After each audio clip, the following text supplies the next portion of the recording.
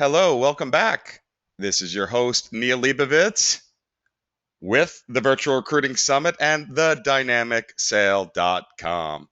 On the webinar now, hopefully you guys got a chance to hear him yesterday. My good friend and partner over at Next Level Exchange. Awesome training and great high def content for the training and recruiting industry. So check it out.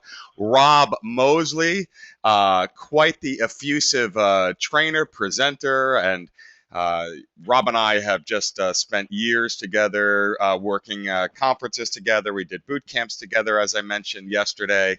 And he's really just a great speaker. And I just want to turn it over in a second to Rob, who's going to talk about a great session that I've seen a bunch of times on really partnering with your clients. And it's got a little bit of negotiations. It's got the really dealing with the client principles. And I won't ruin it for him, so I'm just going to turn it over right now to Rob Mosley. Neil, thank you so much. It's an honor and a privilege to be a part of anything that you've created and developed. And ladies and gentlemen, it's a pleasure to be with you today. We're going to take this next roughly 50 to 55 minutes and explore not just the mindset behind this business, but the skill set as well. And if you think about it, as a kid, maybe you had spent time in the backyard in a creek or ravine, and you perhaps would practice the basic skills of walking and balancing across a log or across a pipe. Well, what happens if you take that log or pipe and you put it up 30 feet high in the air? Well, the skills are still the same. They're still basic skills of walking and balancing, but the mindset's changed. That fear of the unknown. And I think it's the same kind of fear we have sometimes when we really feel that we've earned the right to have a valuable conversation with anyone at the client executive level, or the right to charge for financially committed search, or have exclusivity in our business relationship. So we're going to talk about both the mindset and the skill set. Additionally, too, because nothing's really fully learned until you get a chance to fully apply it, there are segments throughout this particular session that are interactive that you can take home with you and practice with your colleagues. You'll look at some of this material, and especially my tenured colleagues that are on the call today, and you might say, Rob, buddy, I've been doing this since you had hair. I get it. That looks like common sense. And that's probably true. I just find in our business, common sense is rarely common practice. So I like to challenge people to look at this material again through a brand new lens, through the mind sometimes of a beginner, and say, how can I be better at this? Because as I said in the past session, it's not that I'm necessarily going to teach you a new skill. I want to help you become more aware of how to better leverage some of these skills that you already present. And by the way, this program is brought to you in concert with our performance partner, the Acclivus Corporation. Acclivus is a Latin word. It means inclined upward. The Acclivus curriculum has a presence on 88 countries. It's delivered in 12 different languages, and I've had the privilege of facilitating it on 5 different continents over the last 16 to 17 years. And so what I know is where these skills and techniques are leveraged, business changes and lives change. So the models you'll see today come to you from the Acclivus Corporation. I want to just make one connection before we get into this, because at the end of the day, what we all want is for our clients and our candidates to trust us, to trust our recommendations, to value what we bring to the table.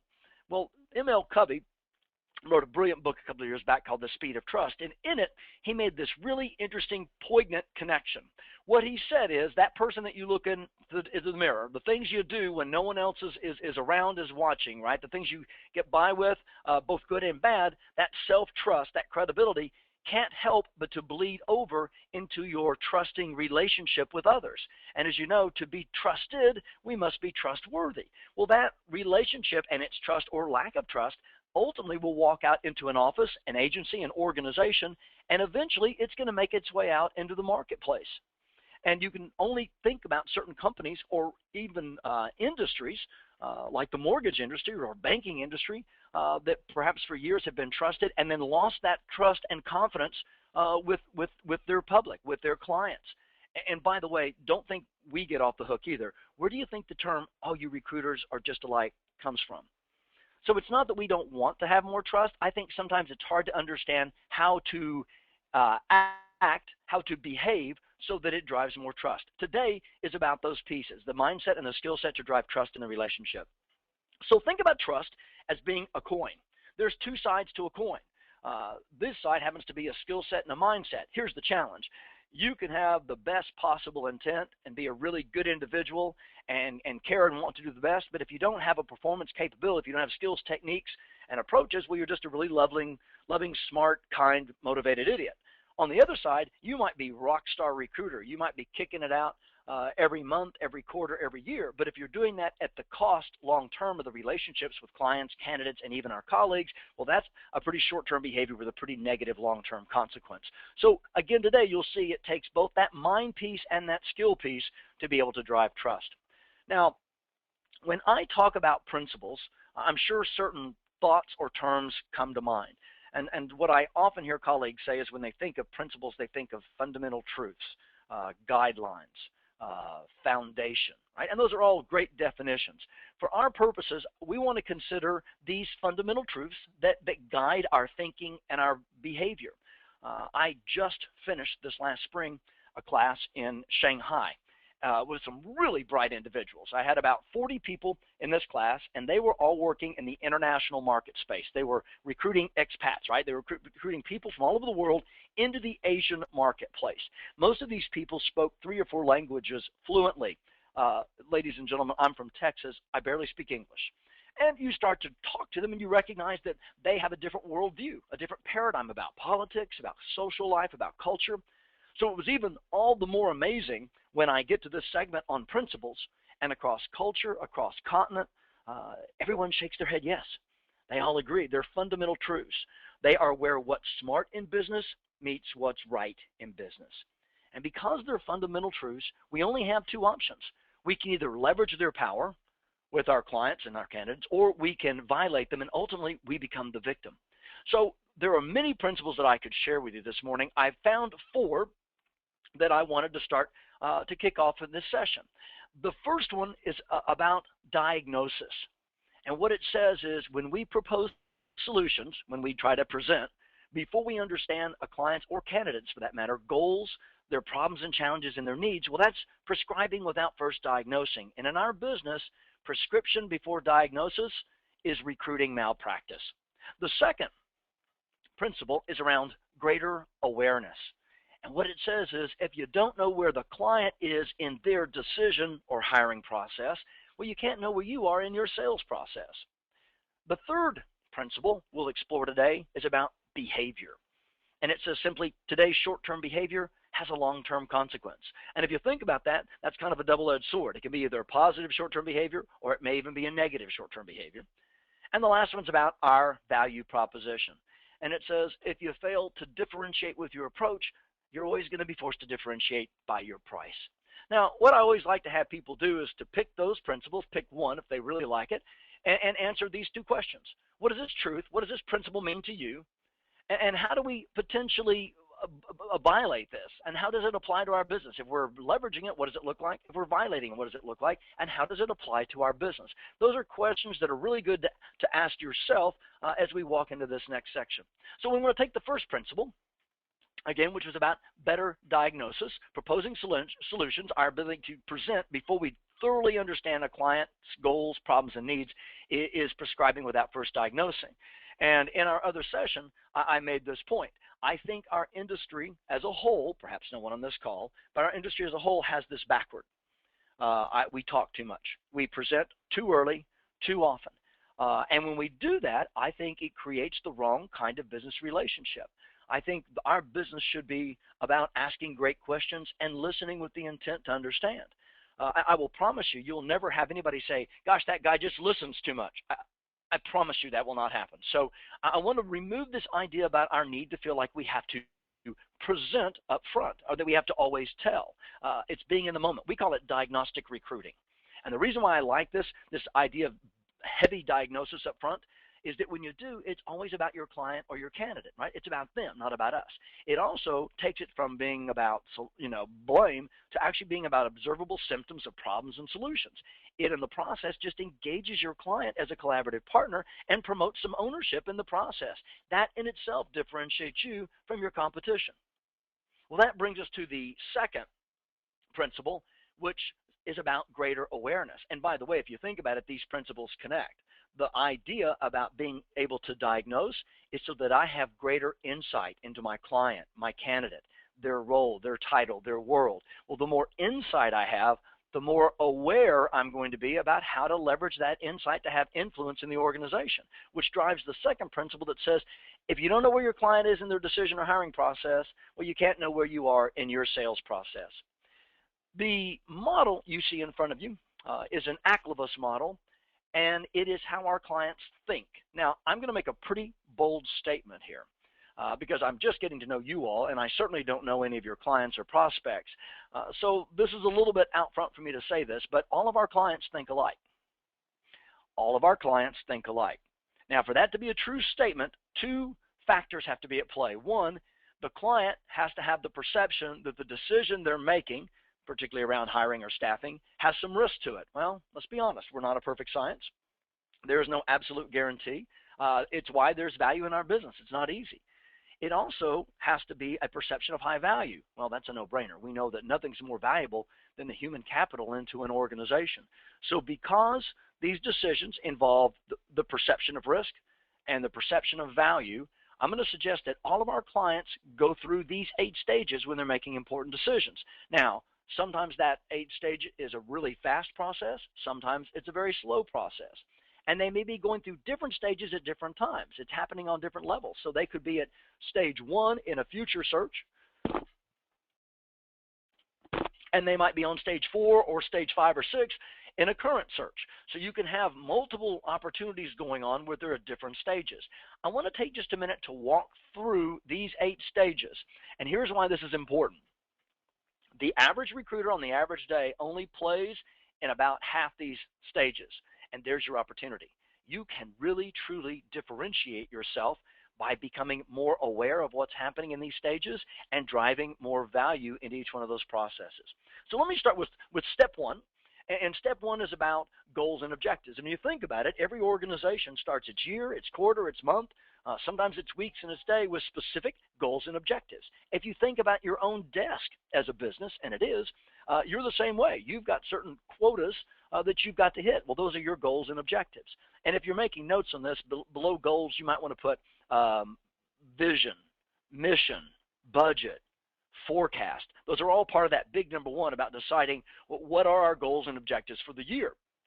And a typical hiring goal from an organization might be, we've recognized the need this year for 4 additional staff accountants. That might be an example of a goal either on the hiring side or on a contract staffing side. Well, from there, the client goes to step number 2, and they start to become aware. They start to recognize the problems, the challenges, the obstacles, the hurdles, the opportunities, if you're an optimist, that they're going to face in order to hit those goals and objectives. Well, if I'm an organization, I'm trying to hire 4 staffing accountants, some of the problems might be I don't have budget.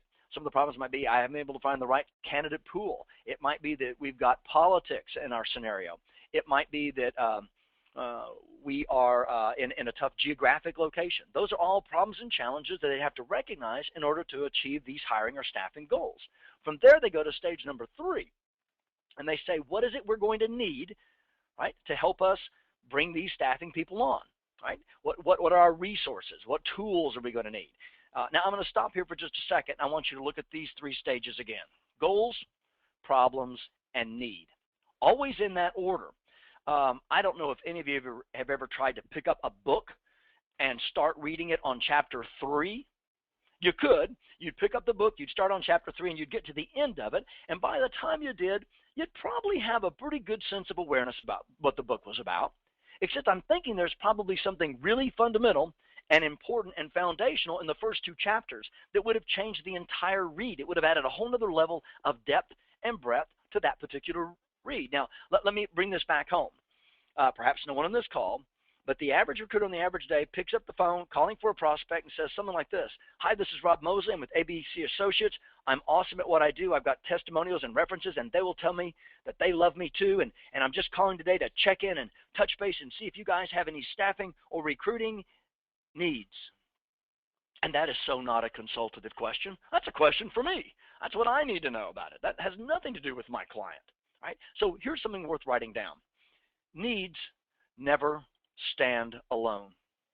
Behind every recruiting or staffing need, there is always a goal to achieve or a problem to solve. And if we're just talking about the need, got a chicken, need a chicken, want a chicken, well, we just made ourselves a vendor. Client didn't do it. We just did. If you want to magnify the need, understand beyond the need, what goals and objectives is it in service of, and what problems and challenges is it in service of, and speak to that. So here's your first takeaway, right? I want to get really involved and magnify the need by understanding what larger initiatives are driving it. Now, if you put a line between 3 and 4 and draw a little arrow at the top, this is where your client says, all right, we've got our hiring staffing goals for the year. We understand we're going to have some problems in order to get these people online, and we've gone out to see what we might need. I know, let's find out how many people out there might be interested in working with us. And that's when they would have, that would send out the RFP, the RFI, the RFU, whatever you want to call it, the vendor management systems, right? This is, and it drives to stage 4, which is evaluate the options, which is what I call the long list. Well, from that, you're probably going to have the VP of HR or procurement someplace say, you know what, this is way too many vendors. You know, we just need a few good preferred providers or suppliers. And they'll go then to stage 5, which is the short list. It might be just you exclusively. It might be you and a few other people. But at some point, they're going to commit to the agreement. They're going to commit to the contract. Now, look at stage 7. Stage 7 is our execution of the solution. It's the search process or it's the staffing process, whatever your world is.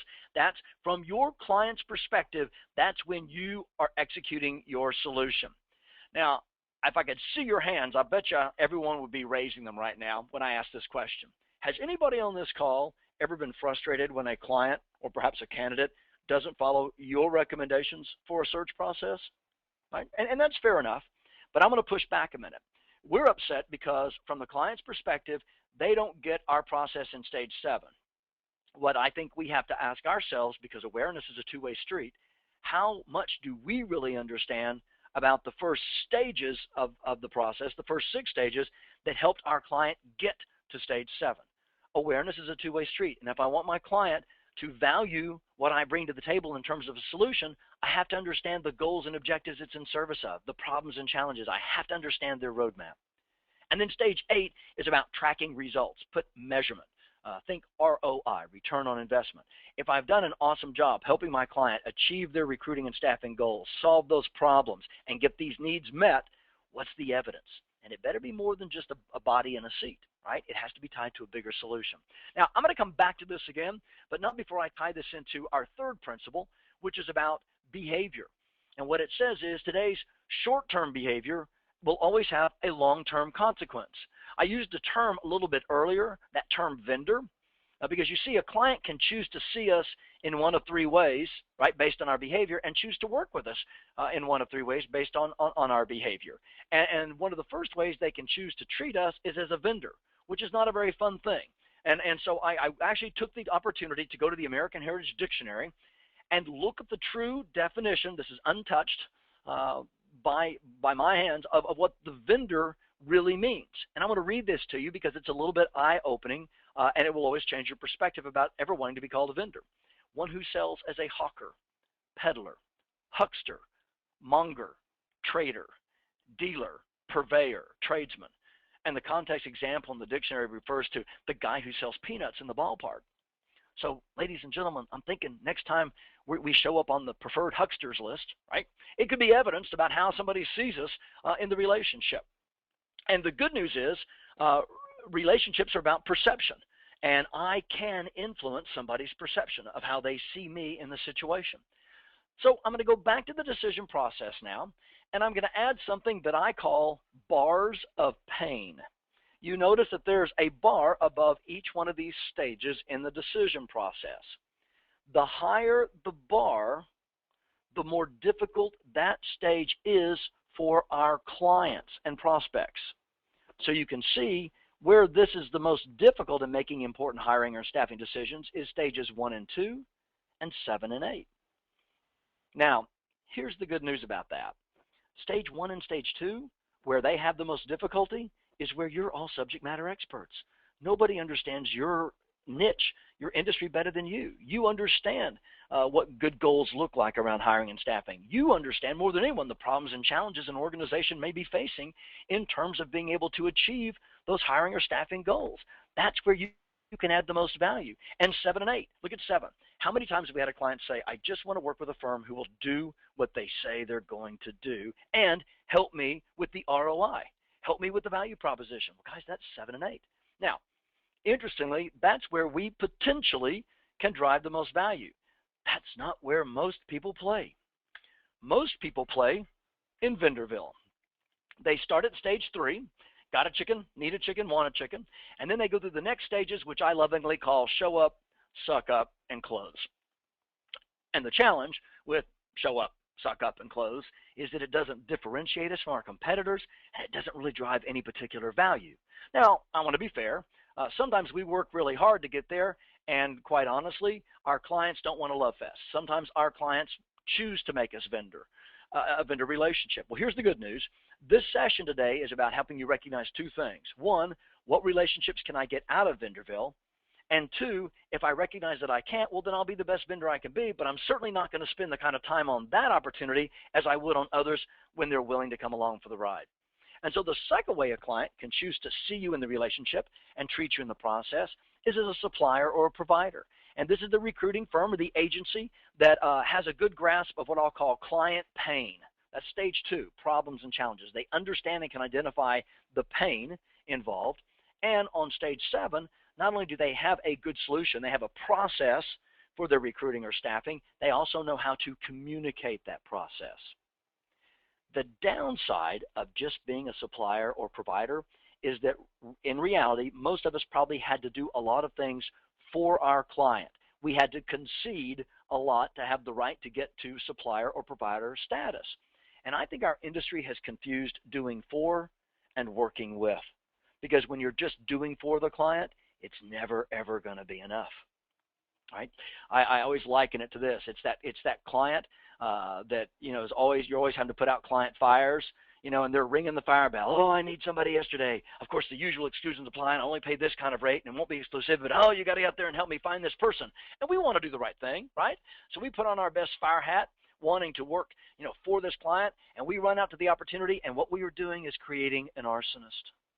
Because again, just doing for, not having enough client and candidate investment commitment is an unhealthy way to have the relationship. Well, the third way a client can choose to see you in the relationship and therefore treat you in this partnership is as a true value-creating partner. Now, I got to tell you right up front, won't happen with every account, certainly won't happen in every search opportunity. It may be a very small percentage of your overall portfolio of business. It may just be one client, but it doesn't matter. It can happen enough, even if it's just 1 or 2, to where it changes your entire portfolio. And this is the recruiter that finds a way to not just respond to an RFP, but to help craft it. They might become part of the recruiting process and outsource. They might have a client that's actually using them for other solutions and not just for staffing. Right? There's a lot of evidence of why somebody would see you as a value-creating partner.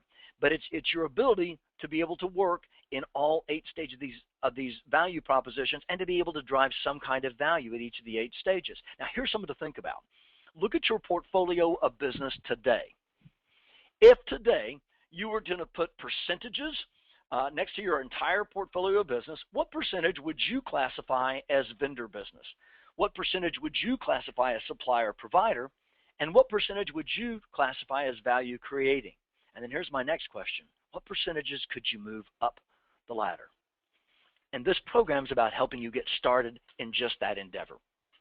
If you look at the 8 stages of a decision process, hiring process, and put it in a loop, it's kind of an interesting way to view it. Here are these same 8 stages. I've just put them in a loop. The average recruiter, the average agency tends to play outside the loop. That's not a bad place to play, but it's very crowded, and it's very competitive, and it's hard to differentiate yourself. This program is about helping you get inside the loop and to close that loop. And that drives our 4th principle, which again was about value proposition. And it says, if you fail to differentiate with your approach, well, you're always going to be forced to differentiate with your price. We really only have 2 options at the end of the day, and I choose approach over price.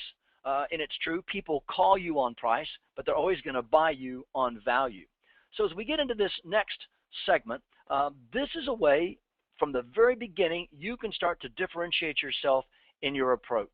And the model in front of you, which is an Acclivus solutions model, is called the Trigon. And in it has 4 very powerful A's. These A's are 4 behaviors that help fuel and guide the conversation. And so as you look at these, what you'll see is that they are a guideline to help me make sure that I'm not getting outside the tracks with a conversation. I'm not either conceding too much or I'm not being too aggressive. I want to align. I want to assert my legitimate rights, but I don't want to be aggressive. I want to adapt, which is adjusting, but I don't want to cave in. And I want to be able to attend. And attend is like it's uber listening, right? To listen, to acknowledge, to ask great questions, to support and provide a rationale. So where we can use these very powerful A words is in a great role play. And let's just be open and honest. No matter how good we are at opening a client or a candidate conversation, it's just natural that on the client side, they're going to see this as an interruption on their day. And so it's very typical in a new relationship that they're going to push back. They're going to knee-jerk with a response, whether they mean it or not. And those responses typically come in one of these 5 forms. No need, no budget, not me, not now, or not ever. And again, how you respond in those first few seconds or minute of a conversation is either going to drive the dialogue forward or destroy it. And the L.A.C.E.S model, which if you were with us earlier this week, you had a chance to be introduced to, is a great way to help us listen and respond more effectively. It's these 5 steps. Listen, acknowledge, which is not agreeing. You're just saying you're communicating that you either understand or want to understand. That earns you the right to clarify, to ask some great clarifying questions, which is only going to give you more options to suggest alternatives or different approaches or recommendations. All of that with the idea of gaining agreement, some common ground on all or part of the issues. It is such a robust, powerful document. Perhaps no one on this call, but the average recruiter on the average day doesn't really listen. They just kind of hear, and then they go from here to expand. They leave out the acknowledge, they leave out the clarifying, they go to expand, which sounds more like, let me tell you, right? And that's not a bad approach, but it doesn't say that you're listening. And I think you'll find these conversations become much more collaborative and much more of a partnership following the L.A.C.E.S model. And then I think it's good in a role play situation to be able to provide feedback. So I like to have a client in the role play, a consultant, the recruiter or marketer in the role play, and an observer coach. And that can be a peer. And at the end of this short role play, that observer coach is going to make some observations. What to keep about the conversation? What did the consultant do really well? How closely did they follow the L.A.C.E.S model, right? What behaviors were exhibited? And what would you change or do different? What would you have said or done differently or added or omitted that might have changed the course of the conversation? So what you see in front of you are slight scripts, but I don't want you to read these out verbatim. They're competent. I want you to be proficient. So I want you to create your own verbiage in your words following this L.A.C.E.S model. But I've given you an idea, an example of what it might sound like. So in search, we only promote from within. We don't use outside resources. On the staffing side, the same no need says, hey, we already have a relationship with an agency. We're really happy. We don't need you, right? And again, just 2 examples of what following the L.A.C.E.S model might sound like as you respond to that resistance. Then there's no budget. Search, we aren't hiring due to current budget restraints. On the staffing side, we don't have budget for your rates. Besides, we can do it cheaper on our own. Not me, and it's for both. Well, I'm not the person you need to speak with. Ultimately, you need to go first through our HR department or through our internal recruiter, whatever's appropriate. And then, of course, we've got not now. Now, this could be different.